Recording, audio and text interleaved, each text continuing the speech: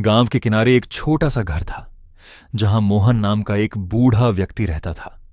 उसका बेटा शहर में नौकरी करता था और कभी कभी ही आता था। मोहन हर शाम अपने आंगन में बैठकर एक छोटी सी लकड़ी की आग जलाता और उसके पास बैठकर पुराने दिनों की बातें सोचता। एक समय गांव में बहुत तेज ठंड पड़ी। रात के अंधेरे में एक नई दुल्हन रानी अपने ससुराल जाते हुए रास्ते में भटक गई। उसके कपड़े गीले हो चुके थे और हाथ पैर ठंडे पड़ रहे थे।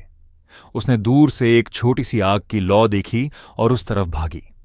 मोहन ने दरवाजा खोला तो एक कांपती हुई लड़की खड़ी थी। बिना कुछ पूछे उसने उसे अंदर बिठाया, उसके कपड़े सुखाने के लिए आग में और लकड़ियां डालीं और जो भी गर्म दूध घर में था वो पीने को दिया। रानी ने कहा, बाबा, आप इतनी ठंड में अकेले क्यों रहते हो? मोहन मुस्कुराया और बोला, बेटा, मैं जानता हूं कि मैं कभी भी इस घर में अकेला नहीं रहूंगा।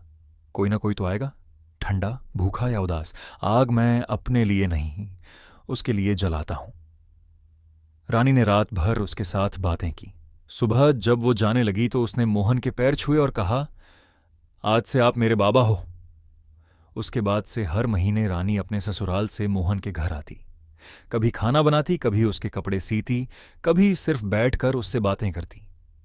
मोहन की आंखों में चमक लौट आई। एक दिन मोहन की तबीयत खराब हो गई। डॉक्टर ने कहा कि वक्त कम है। रानी उसके पास बैठी थी। मोहन ने धीरे से कहा, बेटा, दुनिया में हर व्यक्ति कुछ पाना चाहता है और उसी में अपना जीवन बिता देता है, दूसरों के लिए कुछ नहीं करता। असल में हमें एक छोटी सी आग जलानी चाहिए, अपने अंदर और कभी कभी बाहर भी, ताकि कोई भटका राही आकर उसके ताप से अपने जीवन को नई राह दे सके। मोहन की आंखें बंद हो गईं, लेकिन उसके घर की आग आज भी रोज जलती है। अब रानी जलाती है और कभी कभी कोई अनजान राही रात में उस आग की तरफ आता है। सबक जो हम देते हैं वो हमारे पास ही लौट कर आता है, कभी रूप बदलकर, कभी नाम बदलकर। इसलिए हमें हमेशा दूसरों के प्रति सहायता का भाव रखना चाहिए। एक छोटी सी आग भी जिंदगी बदल सकती है अगर दिल से जलाई जाए।